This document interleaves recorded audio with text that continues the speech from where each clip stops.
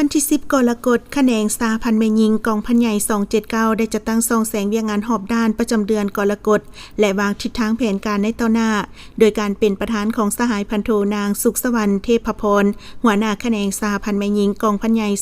279มีคณะหน่วยสาพันธ์แม่หญิงหัวหน้าจุจากกรมกองฮักฐานทั่วกองพันใหญ่เข้าร่วมในพิธีบรรดาสหายคณะหน่วยได้ผัดเปลี่ยนกันขึ้นรายงานการเคลื่อนไหวโดยย่อและ1 เดือนผ่านมาและทิศทางในต่อหน้าในการซี่นำพาบรรดาเวียกงานที่ได้จัดตั้งปฏิบัติตามพระบทบาทของตนโดยถือสำคัญในการศึกษาอบรมการเมืองนำพาแนวคิดให้เอื้อน้องสาพันธ์แม่หญิงได้รับรู้เสื่อมซึมเพื่อเหตุสำเร็จทุกหน้าที่เวียกงานของกรมกอง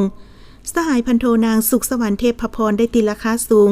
ในการเอาใจใส่ซี่นำพาเวียกงานขบวนการต่างๆและอย่าพันมา